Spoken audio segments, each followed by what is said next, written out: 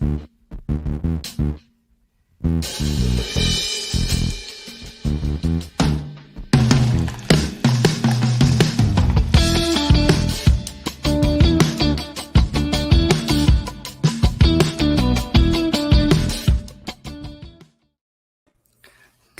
evening, good morning, good afternoon, wherever you are in the world. Welcome back to Social Confoes. And I'm very excited to be back here. It's good to be back. We've had a few interesting past few episodes, right? Where we met the other hosts, we had the other shows, but now we're on a regular schedule again. And I'm here with my co-host Jean-Luc. My name is Diego. And to get straight into it, Jean-Luc, who do we have today? I just want to say, for some reason, I like your intro a lot better. It's a lot cool and calm and relaxed. And for me, it's always like, what do I have to say? What do I have to say? But let's go straight to the guest, indeed. So today's guest is somebody that I've known for a very, very long time, but I don't actually know her. We went to the same school, and then we went to the same sport club, and our paths crossed a couple of times. We even lectured the same students at FHR, but it's actually kind of the first time having a social conversation with her, which will be a lot of fun. She's actually currently in Washington, if I'm correct, and she loves Suriname. She's born and raised here, and she has found a way to represent Suriname in the United States, or actually globally. And that's what we'll talk about a little bit as well today. So without further ado, let's introduce our guest for today, Jade Tjon. Welcome, Jade. Hi everybody. Thank you so much for that beautiful introduction. I am very excited to be here. Actually, so thank you for inviting me. We are Yeah, excited to have you. And just as before we went on, Jean-Luc was already complimenting you. All the female guests we have on have such a, elegant background, very um, sophisticated look, clean, no clutter. And we've been wondering, how has COVID impacted your workspace? Are you in an office? Have you transformed your home into an office? Because it looks great. Yes, I have transformed my home into an office. We've been working from home, I think, for 15, 16 months now. We have not been going back to the office as of yet. So the IDB and also the other IFI, so the World Bank, IMF, are starting to go back to the office in July with 10% capacity, and then in September with 25%. And we'll see how that goes. And then, we'll move forward to having more people in the office. But yes, so I did transform my home because I'm a person who likes to sit on the dining table, but I actually sold my dining table and I bought a desk to really be able to work better from home and to organize my home better. Because we're here the whole day and we have long hours because now the work is just fully behind your desk. Um, I think we got used to it, but I think a lot of people think that all the nice things about the work, so being able to network and talk to your colleagues and have interactions, that is all taken away. So what we've been doing, especially in the first months, was just reading a lot of documents, focusing on how we could help and support the countries because it was an unprecedented time.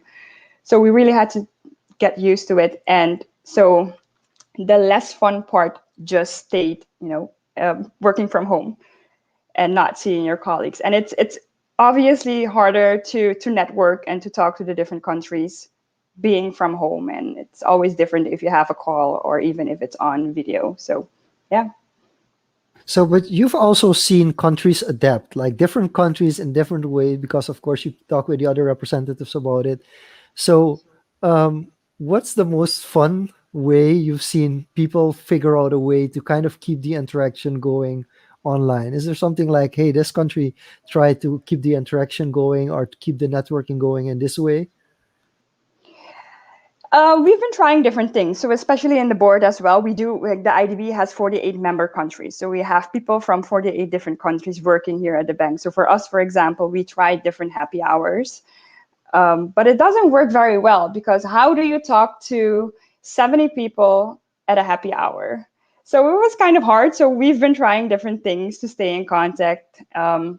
We've been doing virtual drinks. So me and some colleagues that are close, like some of the ladies, we're like, okay, we're at 7 p.m. after work, we'll have a wine and we'll still do our happy hour. So that's the way we've been trying to get together. And also still, it was kind of winding down literally with wine, but also still working, because now you would not have the ability to chat with people in between with coffee or in the corridor. So you had to do it via those kind of informal wines after work to be able to get the insights, because being in this job, you need to hear what other countries are thinking, or what they're, that's the most important thing. Like, if a new strategy is coming, or if we need to implement something new, you need to know, like, oh, what's the US thinking, or what is Uruguay thinking? So that's the way to get your information informally.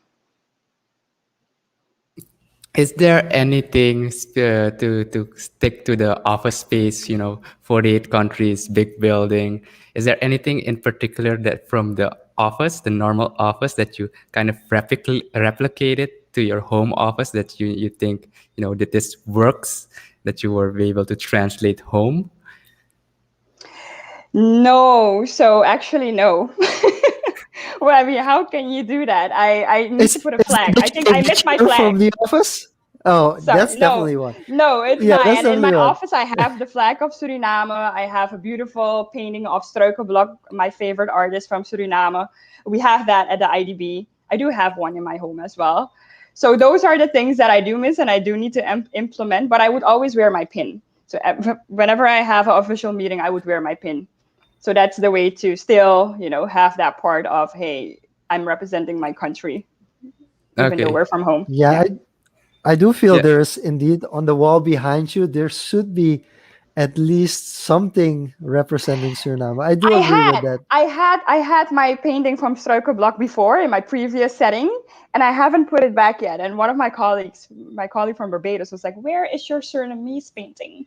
And she's right, but I wasn't able to fit that in this in this particular area. But I will work on it. Awesome. Well, we're looking forward to it. But on the flip side, in moving virtual, is there a go-to virtual method or platform that you use or tool that you use to help you be productive being remotely from home? Is there a go-to strategy that you have found for yourself? Well, we don't have an option, so there's no strategy needed. We are fully booked. So how the board actually works is that you have your mandatory board meetings. So it's almost every day we have our mandatory board meetings, and you need to participate. And being from a small shareholder country, I'm the only one to represent my country. So I'm always there in every meeting. Like, if you would have a bigger country, Suriname is in a constituency with Brazil, for example. They have 4 people representing because it's a big shareholder. So they do not need to be in every single meeting. So for me, I try to be in every meeting because I want to know what's going on. If my capital is asking me, like, hey, what's going on this subject, I need to know. So actually, I don't even need a strategy to be motivated, because one, you have all the meetings, and before you have those official meetings, you do need bilateral meetings, meaning you will have previous meetings about that subject before with the project groups that create or develop those projects. So my weeks are super filled, and there's no way to not do it. Do you understand what I'm saying? So if I think that Yeah. I would have needed a strategy if you don't have a lot of work. It's like, what do you do with yourself? But for now, it's really just going on and on. So we do have some quick comments. Tanya wants to let you know maybe a Suriname virtual background is an option. You're Thank getting you, some Tanya. shout outs. You're getting some shout outs as well from Hannah. Hannah saying, "Hi, Jade. Hi, Hannah. Good to see and hear you." And Marvin's also joining in tonight. And Rajiv says he's excited about this one. Rajiv is always excited when it comes to Suriname. So Oh, I'm so that's happy to good. see this. See, that's why I love this. Sorry, I get too excited. Thank you. Yeah, no, that's good. So I quickly, this wasn't the question that we had prepared, but I have to ask you, how many emails do you get on a daily basis? You would think more, but not a lot. I think it's just about 20. Again, because everything is prepared. So the meetings are set. So the only meetings we need, like the meetings are prepared by office assistants. So it's the assistant for Brazil and Suriname, not just for me. So everything is being done. So whenever I need something, it goes via that assistant. Or if people personally, it would depend on a daily basis. But the work that we do is not a work where you would have like hundreds and hundreds of emails per day. It has been going up ever since we've been talking more about private sector investment. So I have a lot of requests coming in from Suriname in how we can help. So it has been going up. But again, usually it's pretty, well, okay, maybe 20 is not, I think a bit more, maybe 50. So actually, Diego, I want to jump straight into the private investments from Suriname. Of course, there are some more people in the comments. Anil is joining in as well. Theo is also joining in. I think a lot of people in the comments also want to know, like, you're talking private investment for the IDB. Then the question that immediately comes is like, okay, so how big of a project are we talking about to be able to get an IDB investment? Or is there also from small, medium enterprises, is there also a possibility for that? That's a great question. And that's indeed a question that a lot of people have. And I'm happy that you're asking, because we need to promote this and we need to promote private sector support and investment. So as we all know, we're in a pandemic. So it's not only in Suriname, but a lot of governments and also in Suriname, we have our fiscal constraints right now. So that's why we're really pushing for private sector investment. The IDB Invest, our private sector arm of the Inter-American Development Bank, they can do like the minimum approximately of 1 million. So that's already big. So that's what we've been fighting for. So I'm advocating not with myself, but together with the other small countries from the other Caribbean countries, but also from Central American countries, in saying, hey, a small project for a country like Brazil is a huge project for our companies in Suriname. So how do we deal with that? So one of the things that we've been doing is the IDB Invest can invest in financial intermediaries. So any financial institution like our commercial banks or like other microfinanciers, whatever. And they have specific projects with those financial intermediaries who then would provide loans to SMEs.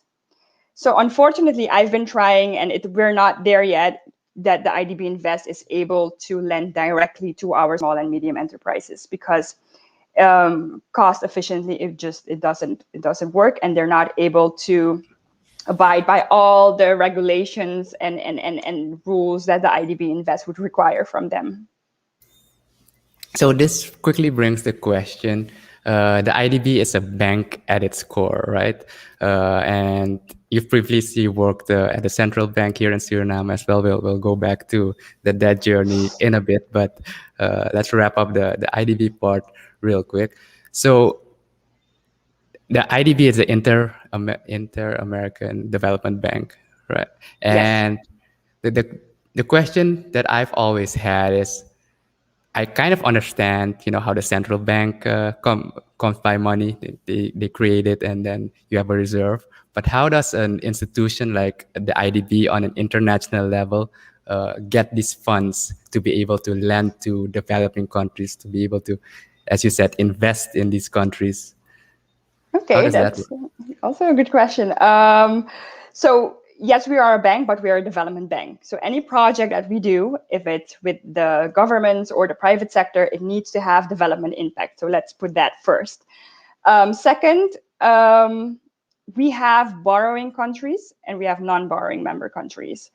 So the shareholders who are non-borrowing member countries, they obviously put money in the bank, and they are the funders of the bank. So that's one area that we're getting money in. But the second area, we are a development bank, but still we're a bank. We're still giving loans with rent. So we also, like the commercial banks, still get money from those loans back into our wallets as well. So different sources. And we do a lot of blended financing, and we have a lot of other people like funds that also support.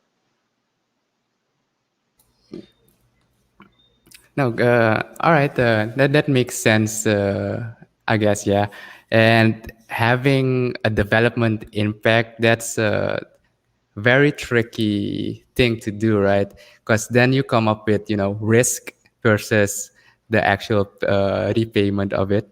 And how does I guess the IDB deal with that kind of thing? Because you lend it to the financial institutions, or you lend it They're to. really strict, Diego. They're really strict. Yeah. Um, So how does risk play a role in that, and also with the currencies with the different countries? Because yeah, I imagine that makes it even more complicated. so I'll try to answer your questions. I don't know the nitty gritty because the offices go like in every country, in every borrowing member country, you have country offices, and they know all these things. So they are the ones that talk to the people on the ground, like, hey, this is what you need. So I don't see those things. I only see the end results.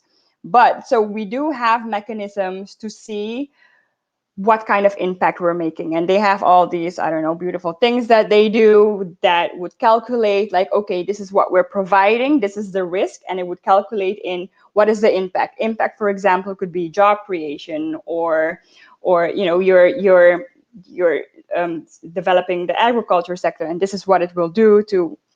So they have all these tools that do the work. So that's kind of, I don't know if that answers your question, but that would be somebody who's on the ground in Suriname. But we do have those mechanisms to calculate actually if it's viable to do a project. Yeah, But and from the other again, but side, you're right. But okay, Shaluk, because I no, from heard the other you, side, but I'm yeah, actually fighting from the for others, this. you're strict. No, but I am not the one who's strict. I am fighting for us. So that's why I always say to my people, you need to let me know what the hurdles are and what makes it difficult for you to get certain projects, because that's actually what I need to know as a board member. Because if you tell me like, listen, we've been wanting to do this would be the impact for Suriname, etc., I can stress here and go to the teams and be like, listen, these things are not applicable in Suriname. This is what we need to do different, and this is what we need to change to have quicker and better, more efficient procedures to get those loans for our people. So actually, I'm the one who needs to fight with the people here, and that's why I'm the representative. So yes, so please Okay, okay. tell me. Now Yeah, for so now I'm laughing. I'm laughing because one of the people who I did a proposal, I think it was IDB Pro. So here was Paul. Paul is looking from LinkedIn. He says his connection is bad. So for the others who are watching from LinkedIn as well, please let us know if the connection is okay, because I also see Priscilla watching here, Raul also joining in.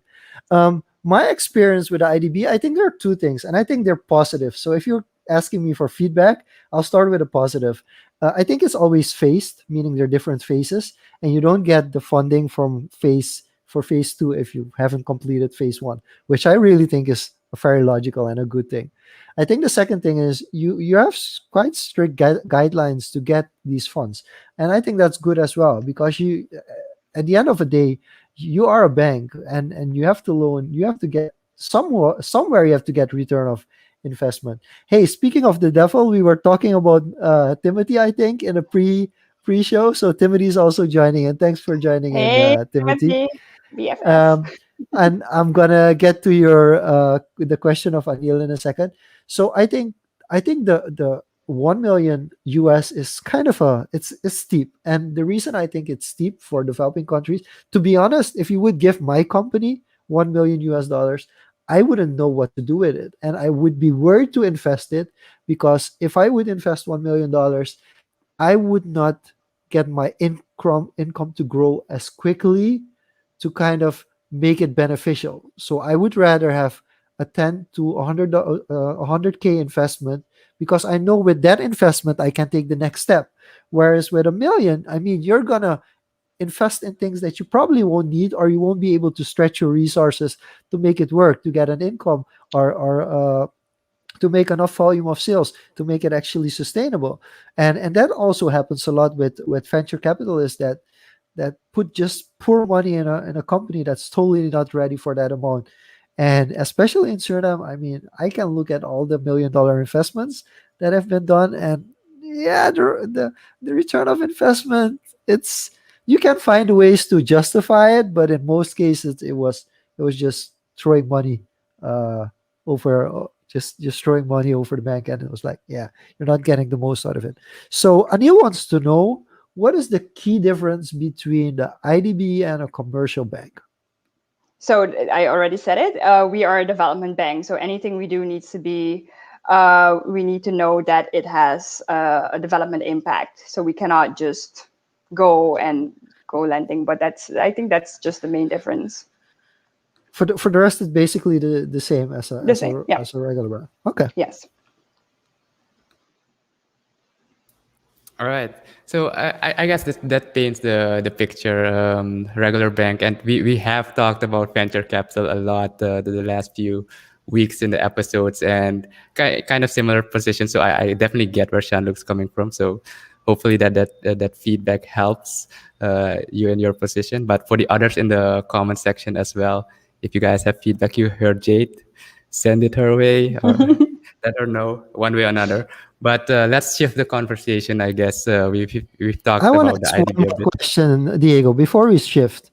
Yeah. I do want to ask the pedigree question. So last week we had Enzo in our talk. Enzo is from Startup Viable, which is a venture capitalist firm that helps startups get connected with venture capitalists. And he mentioned the difference between a pedigree entrepreneur and non-pedigree entrepreneur. Basically saying that if you have a certain pedigree, like you've worked for big organizations, you have an MBA, you can get actually capital with just a PowerPoint. You just go out and you pitch and you get the money. Whereas if you're not a pedigree, if you don't have the pedigree yet, you don't have any established records or diplomas or anything from universities, big universities, or you haven't worked for a big multinational, which kind of gives you the leverage that you can already network with these companies. You have to start differently. Going out and pitching, you will get blanks all over the place. So is this something that's relatable when you look at getting investments or loans in from the IDB? No, so that's perfect that you're actually saying this. That's also a big difference, I guess. So the IDB has, I mean, our slogan is improving lives, and we are very much focused as well on sustainable development goals, right? So we have a lot of things that we need to consider. We look at gender diversity, inclusion, so also including persons with disabilities, etc. And we are all about the most poor and vulnerable. So not only in the smaller countries, but there's a huge inequality in Latin America. For example, we have it less in Suriname, but the IDB is focused on targeting vulnerable groups. So it might be indeed women or persons with disabilities, or just like poverty, like poor people in general. So no, so that is exactly what we stand for. So if there's anything, if there are entrepreneurs who are, they don't have a background, they don't even have a bank account, for example, because we still need to work on financial inclusion, those are the projects that we want to do, because that focuses. Today I had a meeting about the poor and vulnerable populations and how we go about with that. So no, that's the difference between venture capitalism, I guess, and a bank like the IDB. Yeah, and I guess in that sense, the target entrepreneur are more the social entrepreneurs that's kind of fit the category that you guys are aiming for. Am I correct by No, not saying that? necessarily. No. No, that doesn't. No, we do. I mean, I haven't mentioned that before, but we also have an IDB lab. So we have three arms within the IDB. The IDB lab is also for the private sector, but for the what kind of smaller projects and more innovative projects, and they are able to take more risk. And we have Hannah Draaibaar here, and Hannah Draaibaar had a beautiful project with the IDB lab, for example, where she had a project with youth and training them and educating them in soft skills, but also in, I think it was ICT, in IT skills. Yeah, so I do. Yeah, now Yeah, I'm that kind brings of. that brings more Go ahead, questions Diego. actually. Yeah, go ahead, I thought Diego. we would talk about my personal journey. What is going Yeah, on? yeah, of course, of course. We just started with the formal stuff. Don't worry about it. Uh, no, yeah, Anil, just to quickly clarify that she actually already answered that the business model.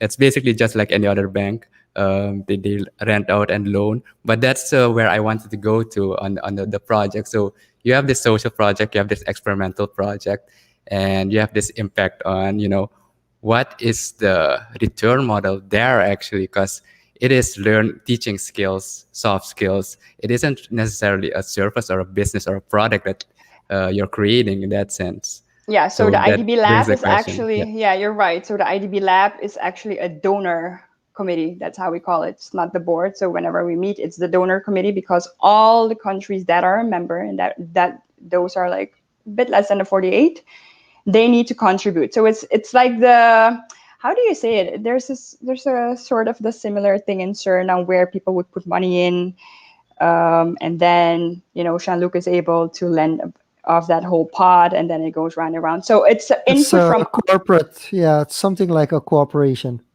Um, yeah. So it where was, yeah. yeah, So it was it's a multilateral fund. So all the donor countries put their money in. Obviously, what they like in Suriname.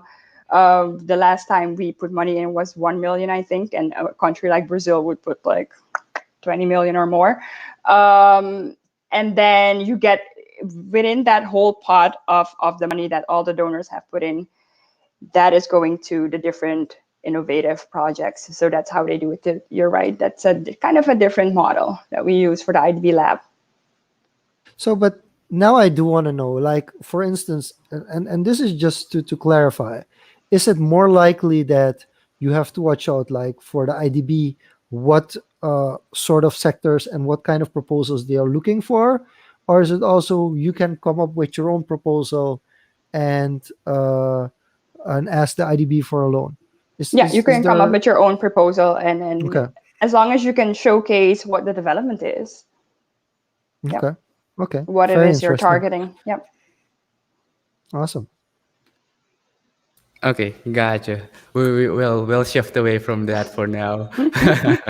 But yeah, what's curious for me at least as well is your journey towards the IDB. We actually started where you're at now, so at the end. So we're gonna reverse that a bit We're and just look at gonna first engineer. Don't worry. yeah, We'll just we're start. gonna reverse engineer Yeah, that. So, yeah. based on your background, born and raised here in Suriname, till high school, moved to the Netherlands to do your MBA, graduated there, came back, worked for the central bank here in Suriname, and you've traveled in that time a fair bit as well. How has that abroad experience in the Netherlands and also your other travels like, changed or added to your perspective on how does especially the banking or financial system works and how has that shaped you? Um, Thank you for that question. So more of what I've learned from all my travels, is that correct? I think you learn best by doing, and that's why I prefer experiences over anything else. For example, I don't watch television, I don't have cable, I don't do those things. I like to just go out there and see what is going on, and that also helped me a lot in this position because you need to be able to understand the different cultures, where people come from, and the different, like a lot of times in Suriname we would say only in Suriname, where it's never only in Suriname. It's even worse out. It's even worse outside of Suriname. So so if you do travel and do get to see what is actually going on in the rest of the world, and specifically in the rest of our region, you get a better perspective in, okay, this is what we have to deal with. What I do agree on, a country like Suriname, we have 500,000 people. So I've also been asking myself the question, like, how can we not get it together, right? We are not one of the other Latin American countries with millions of people that we need to provide. So I feel like we need to be able to get it together for our people, 500,000 people. I think we do have the knowledge and capabilities in Suriname, but just to implement and put it in actual work. I don't know what we're missing, but I think with this new generation, just looking at you guys with this initiative, for example, we will be able to do beautiful things with our country. So yes, so in the board, for example, we need to work with 48 countries. I need to understand, and I often say it's usually not the work that is the most difficult to do. We'll figure it out. You can Google, whatever. It's mostly how do you get the people behind whatever you want to accomplish. And how do you get those people behind is, do you understand them? Do you know where they're coming from? Do you know how to approach them? Do you know how to make them feel heard? Like, and that's, I think, what has helped me here as well. And I think being from Suriname as well, because I'm a mix culturally. I grew up in Suriname, born in Suriname, but also had my schooling, as you said, in the Netherlands, so also that European perspective.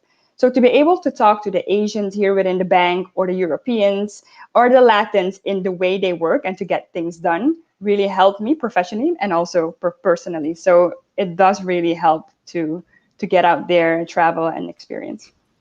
Is there I anything just in wanna particular that comes to I wanna mind jump when you into that say one. we Who am I listening you would to? just real quick? To Is Diego, there anything that to Diego. that quickly comes to mind when you say that we take things for granted, or that they have it worse over there, that comes to mind that we should appreciate more that we have here? Yes, and that also goes back to the first question of like how I coped with the pandemic. I would see, I obviously have my social media with all of my people still, and you know, it's normal. We all felt the pandemic in our own individual ways. We had a full lockdown as well in DC, and I had not exited my one bedroom apartment for 3 or 4 months. For like just walls, nobody to talk to. I was alone, no family, nobody. So people would ask like, how do you cope with that, right? Like, well, because a lot of people, like in Suriname, you cannot go out for a day. Oh my God! Like, so what for me, it's about the perspective. Just really being thankful that I had a job where I did not need to go outside. So I was still able to provide for myself, to provide for food. I had a safe place to stay in, because we just, the things that people had to go through that need to live in a super small area with 20 people, abuse. I don't even want to think about all the nasty things that have been happening because of the pandemic. So if you put things in perspective, you really like it's just your day just gets better, and just really put things in perspective. Yeah. Yeah. Did I answer your question? I think I went to the emotional side, but yeah. No, it's good. It's good. There are questions here that are gonna get you even more emotional. So Yeah. because I don't even want ask my question anymore because there's so many good questions. So no, I think actually the thing that struck me as, like you said, the diversity is an advantage. I always believe like one of the biggest, the strongest assets Surinamese people have is they can adapt anywhere in the world because they Hmm. are so multi-diverse that they've kind of seen all ethnicities, so they kind of can blend in everywhere. Hmm. But I'm wondering now that you mentioned it, because you're saying like we are not always aware like other countries. I do feel Suriname has the most diverse ethnic group, like different ethnicities over 5% or even maybe 2 or 3% of the population. And it doesn't necessarily hinder development, but you do have to take all those different cultures into account. And I do think, even though we only have 500,000, so it should be easier, I think it might have something to do with it. But again, that's a very, very personal opinion. So let's go to the questions. And I think this is a really interesting question by Anna, because she asks, does IDB support real estate projects that can help a lot of young people slash young adults? Do you know of certain projects? Do you maybe know a project that the IDB did that would be could be replicated, somewhat replicated to Suriname for real estate? Yes, we do. We do a lot in infrastructure and real estate. I've been to one of the projects myself in Brazil, and again, that is the best part I think about the job. So they actually brought us to a project where the people were living and in super bad conditions and very, very, very bad. And then afterwards, they brought us to the place where like it was indeed real estate, apartment buildings where everybody was moved to. So, just to see that transition in because that the people have a better life now because the IDB funded a project like that, just warms your heart. And then you say, okay, I'm on the right track, and the IDB is an institution that we actually really need because we all have that question, right? And I think you guys are also you have that in mind. Like, is the IDB really something that countries would need? Like a lot, what has been going on in Suriname, like, oh, another project, another loan. But if you do see these projects where the livelihood and the way of living really improves for people, then you understand what the IDB does. So yes, and what we Okay. want and what you're saying, like what we want to try, what we try to do is, yes, if we see a successful project somewhere else, and for us looking at other Caribbean countries, for example, we do ask, how can we replicate that in Suriname and also have that successful project. So we do that. Yeah.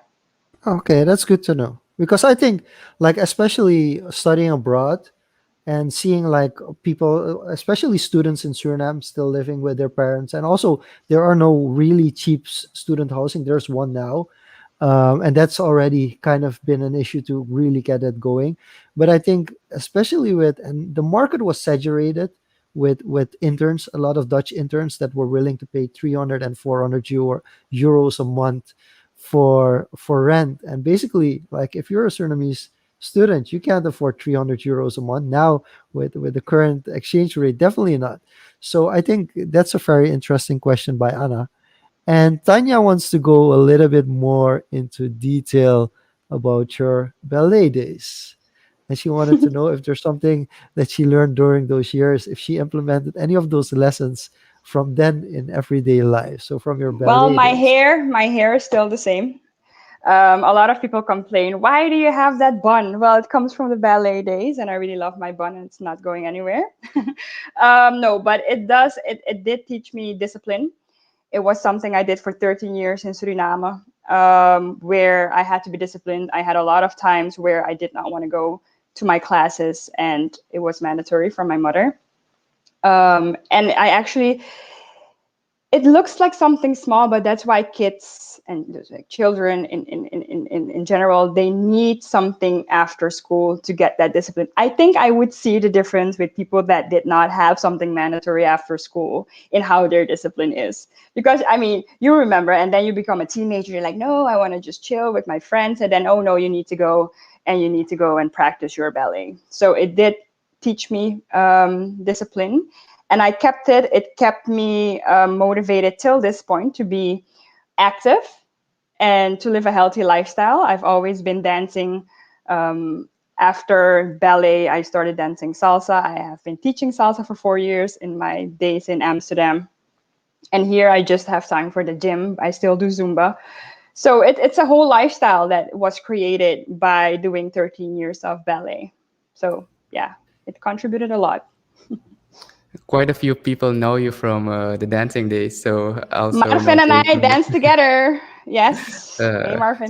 that's great to know that it actually translated into life skills, to call that, and that this discipline. That's really great to know. And then to go more into the personal, you already mentioned you have this diverse background, you're mixed, so you kind of understand how things work. But then we have a question here from Nicole, and she says, "Have you ever experienced discrimination in your profession because you're a woman? If so, how have you handled that?" I love that question. Thank you, Nicole. Obviously, yes. I am, from the day I started representing Suriname at the board till today, I am the youngest woman representing a country. So bravo, Suriname. And it comes, yeah, so it comes with a lot of challenges. And my friend Timothy, who's also on the line, knows about these things. How have I handled that? Well, I've never really thought about it cautiously because I grew up with only men and I didn't know it was an obstacle to begin with. So my attitude, what they call it here, was always being a tomboy. So I have a big mouth. So whenever if somebody would want to say something, I would not, I would respond. So I didn't see how that affected me in the beginning. But a lot of times I would actually identify that I need to show people first that I actually have a brain. Because you are a woman, you're young, and you walk into a room, people they have different assumptions first, unfortunately. And then you would need to do your best extra than a man. Like if a man would walk in and be like, hey, I'm young, but whatever, people would not think twice, like, oh, is he supposed to be here? And how did he get here? And as a woman, you would get those things. And how do I handle that? You really should not be bothered. I saw the difference in what other women were experiencing, in how they feel that they cannot speak, how they want to speak because they are a woman. I guess it's very cultural. The difference also lies in the different cultures. So in the Latin culture, for example, you would see the difference in the women as well, and in the European women who also they don't mind. They just have a big mouth back. So you would see the different cultures as well.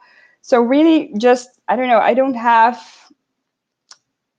a specific answer in how to deal with it, but just really speak your mind and believe in like yourself. It's just really the cliche stuff. Like just do whatever you think you should do for you. It sounds cliche, but it's really true. I'm sorry if I didn't answer that nicely, Nicole.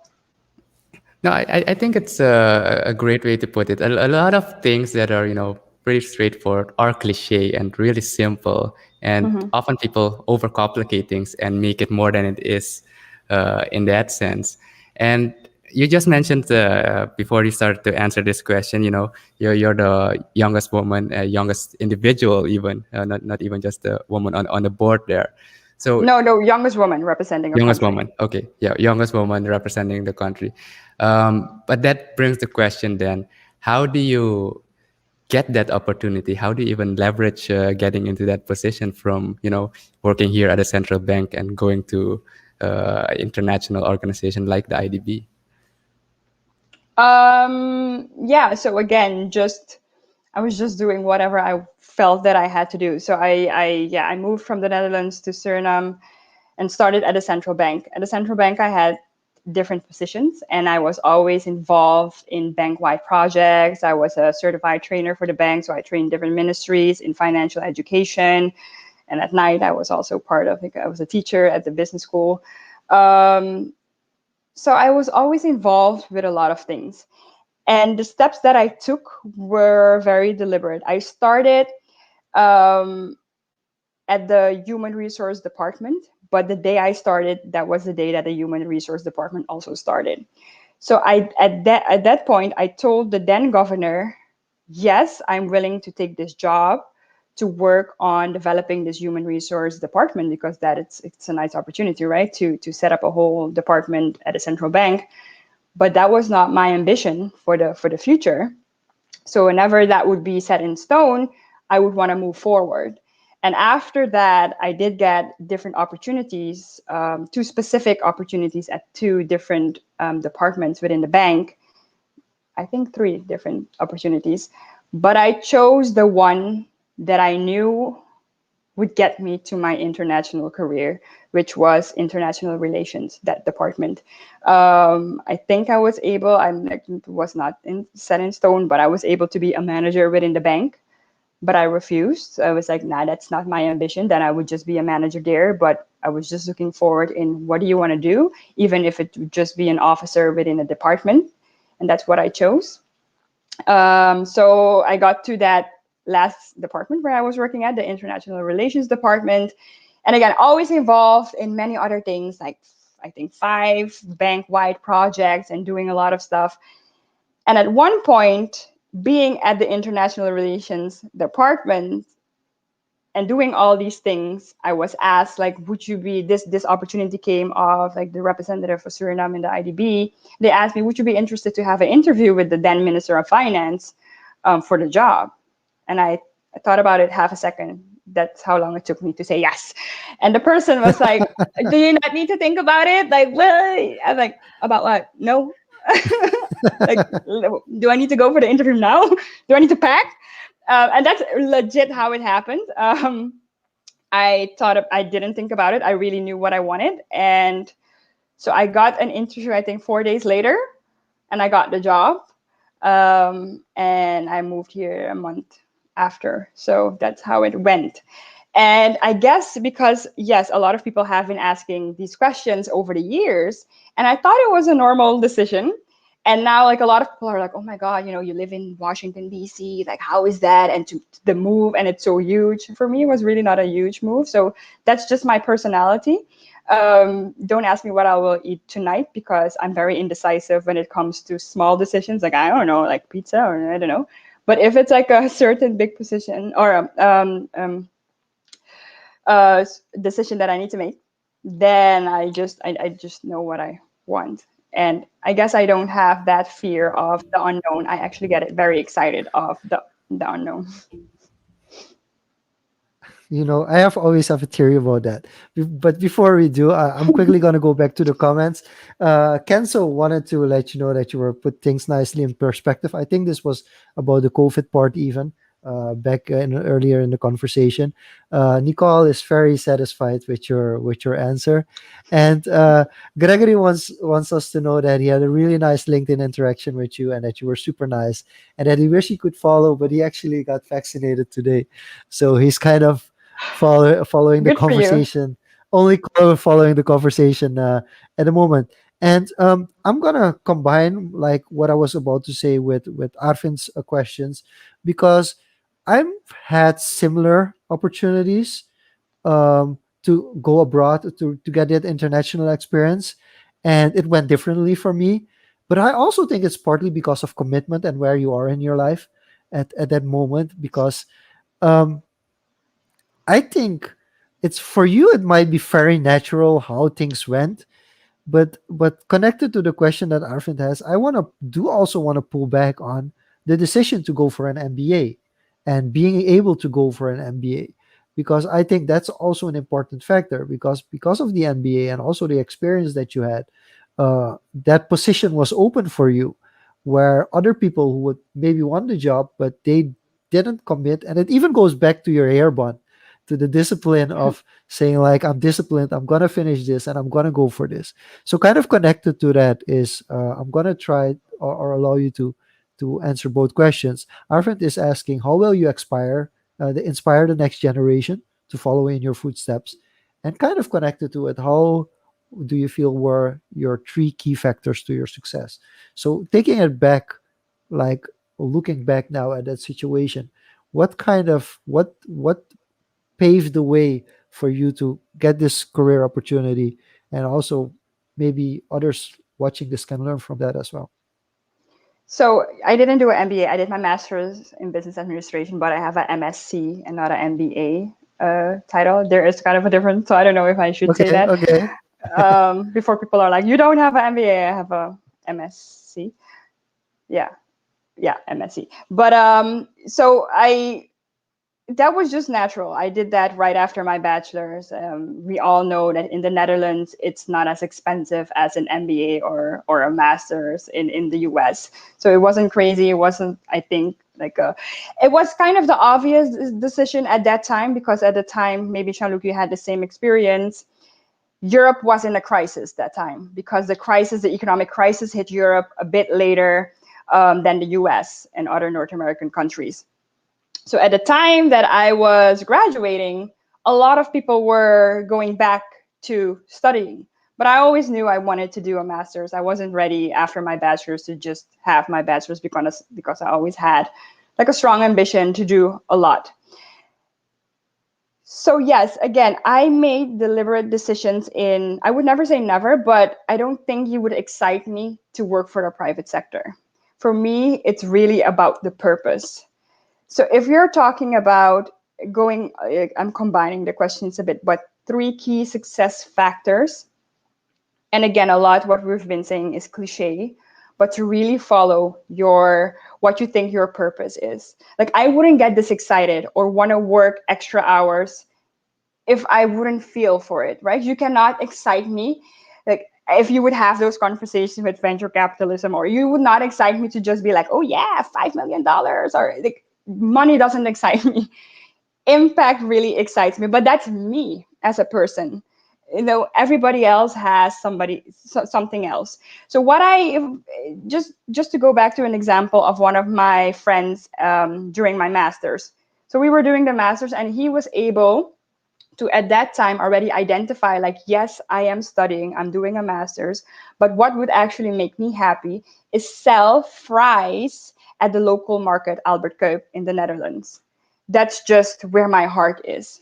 So if you know what motivates you, and a lot of people have been saying this over the years, but again, it does give you that extra strength. And I said earlier as well, usually it's not even the task that you need to do at work, but it's really the difference in an individual is your perseverance, your motivation, and just the dedication that you put and the effort in whatever you do. And that really makes a difference, because oh my god, there's so many people with PhDs, with masters, with whatever. I mean, a lot of people have studied like economics and business and whatever, but what really makes the difference is really your input, your own personality, and everybody has their own personality in how they can leverage and add value to that.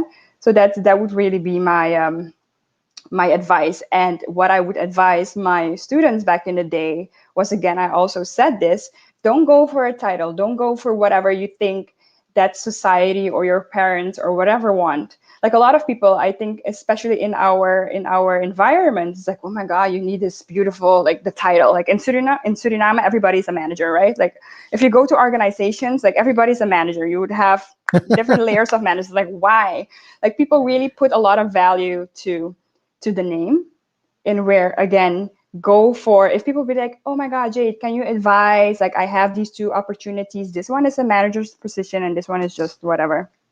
It's like, but look at the description and which one fits you and would get you to the next step in where you want to go further on in life. So that's the way to look at things, and not just I've not been following the normal stuff. Like in Suriname, going back to the travel question, like, a lot of people would be like, Jade, how are you still able to travel?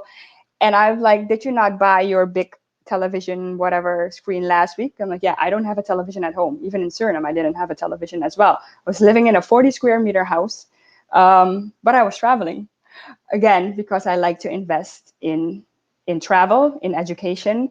So in not just in material stuff, but really investing in yourself.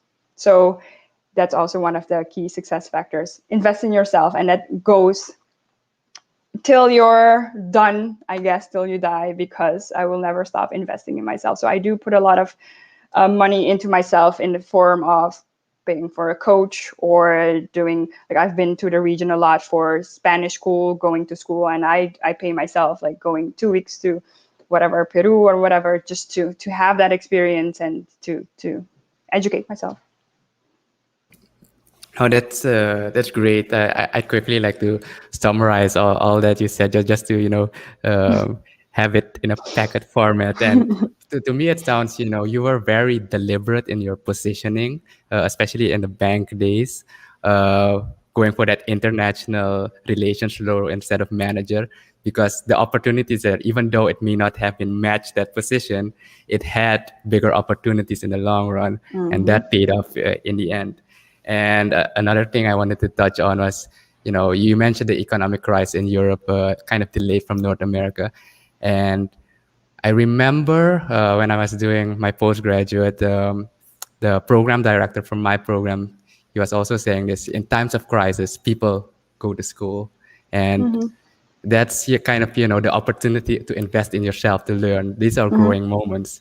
And I think this is a very fortunate opportunity for many to invest a lot into education. And I'm glad that you mentioned that as well. So to bring that into perspective, From we got a question here from Priscilla, which is asked, which career opportunities are there at the IDB for young professionals who want to gain international experience? Is there, like you said, is there a position you could leverage to um, get that opportunity? Yeah, we do have a lot of opportunities. I would need to figure out how it is now with the pandemic going on. But we do have the young professionals, like internships and fellowships going on. So always follow the websites, and not only the IDB, but also the World Bank, the United Nations, like all these institutions have those programs. So yes, definitely. And you can always reach out. We have an office there. But you can always reach out to the office in Suriname as well. But we do also have the internships here, headquarters. Again, I am not sure how that works now because we're not even in the office. So I would need to figure that out. But yes, so there are always opportunities, and everything is on the website. So also, if people want more information on projects in Suriname, everything is transparent and on the website. Gotcha. I quickly want to. I do have one question on the last thing you mentioned on investing. You said you're learning another language. You invest in a coach. What's the I guess what was your thought process on choosing a coach, deciding to go with a coach, and how does that work for you? Because many people nowadays, you have life coaches, you have all these kind of coaches popping up. It's kind of becoming really mainstream. But for you personally, what value did you see in a coach? Yeah, I also I don't have a lot of patience, so I like to do things fast. And I was wondering, like, how can I even progress even more? Okay, I've been doing this for a couple of years here in DC. What are my next steps? I feel like I need to brainstorm with a coach. I felt like I had to do more.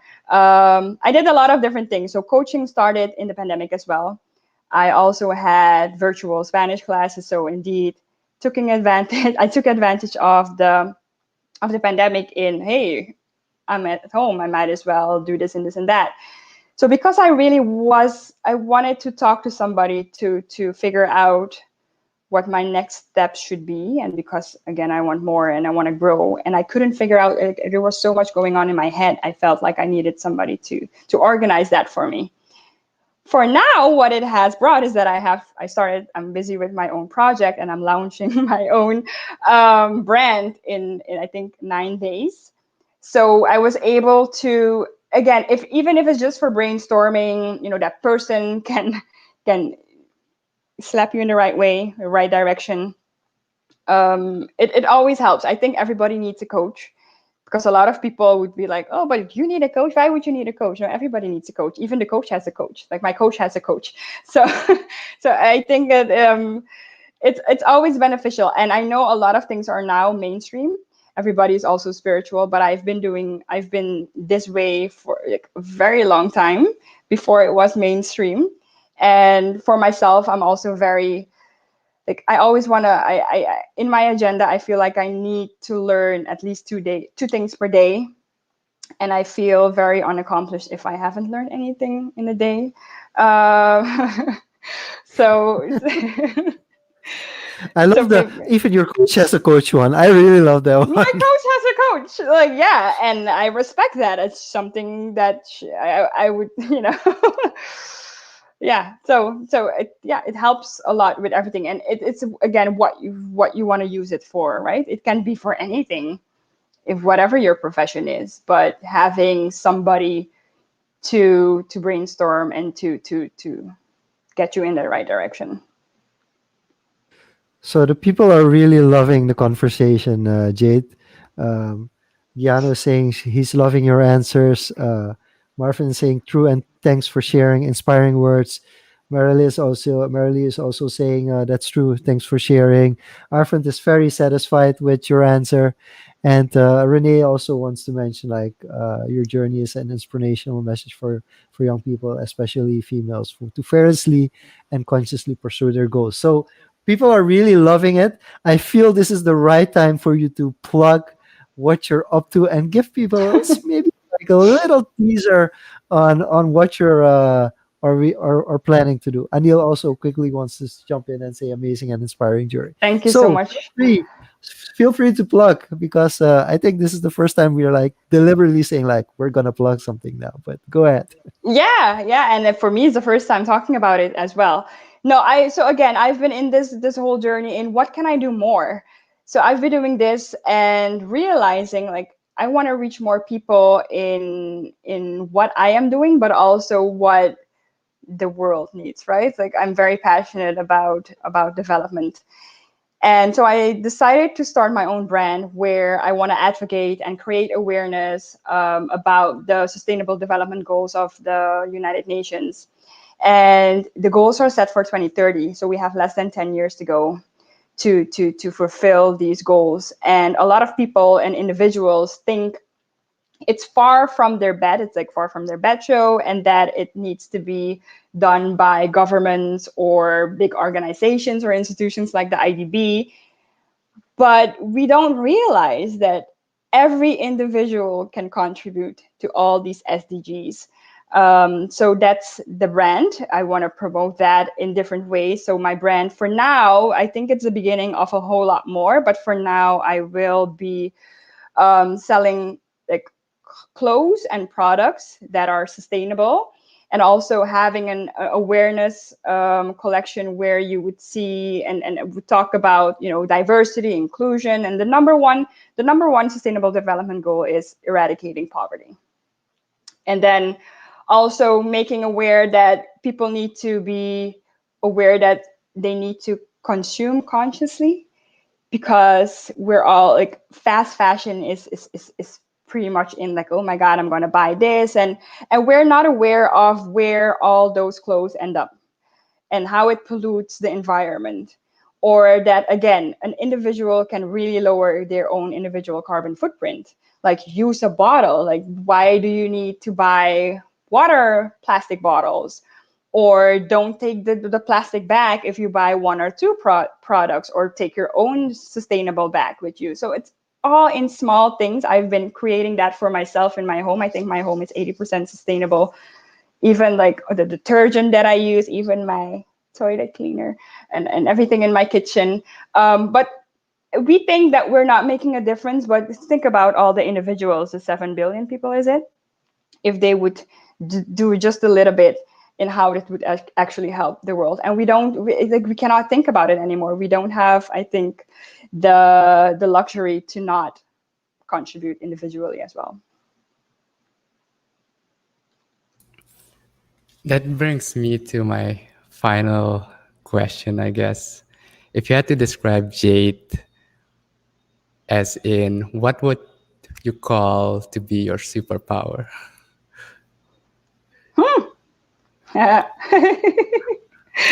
I think my mindset. I think I was really privileged and to be born this way, because when I started reading about spirituality a long time ago, I was like, oh my god, but this is the way I live. I don't need to work on it. Like a lot of people need to work on it. Like, oh, let's have this positive mindset, and it really comes natural to me. So uh, that is one of the things. But I'm actually a very simple person, so that's just that would just describe me, I think. Great. No. And then to add to that, if you had to say, what would Suriname's superpower be, and compared to on a larger scale as a nation? They say like if you go to Suriname, you see the world. I think that's a superpower, and that we need to leverage, the multicultural people that we have and everything that we have to offer. So I don't know if that is a superpower. I think that would be, because again, so my brand's name is Foreign Exchange, so that comes to the question as well. People often think if they see the name Foreign Exchange, they're like, oh, currency, are you trading? Are you doing this? I'm like, no, exactly. This is what people think. They want to like, no. What we forget is that humans, like human resources, are, the most valuable foreign exchange that we have. And it has been for years. Everybody is foreign exchange. You are foreign exchange. I'm foreign exchange. I'm from Suriname here, contributing to contributing to the economy of the US as well. Thank you, Timothy. for the shout out. But yeah, so I don't know if that answers your question, but I think that we need to, like, that is one of our superpowers. No, love it. And I think that also answers Arvin's question. Foreign exchange is the name of the brand. So there you have it. Thanks, Jade. Shanuk. Yeah, no, well, you're getting a lot of love. So quickly, some a shout out from Priscilla. Love it. We need to embrace our own individual responsibility and can make a difference for sure. And Tanya's loving it as well. So I want to close it off a little bit light because we went pretty deep into certain topics. So, what do you miss most about Suriname at the The moment? food, the food, The food. and the Okay. people. Okay, I love my people, but the food, the So food and the what food people. specifically? What food specifically So can't you get? Or can you get it in Washington, or is it's just different? it's different. So I can get similar items, right? So one of the main things I've been missing here is that we don't have Indonesian food, but now I I I I I now know that Malaysian food is pretty similar to Indonesian food. So I now go to the Malaysian for my Indonesian food. I go to the Chinese, obviously for Chinese food. I go to the Caribbean to have my curry, roti curry, whatever's. So I know where to go sort of to get similar products, or I need to cook. But yeah, so the yeah, I am able to get some good food, but I do miss our food definitely. Okay. And Tanya connects something to the last question, and yeah, she also wants to say she's happy that you're actively sharing everything that you do on LinkedIn. So please, for us, continue to do so. Which kind of builds up to the last question, which of course the question that we always ask to our guests, and that's where can people contact you, whether it's a pitch idea for the IDB or just connecting with you personally.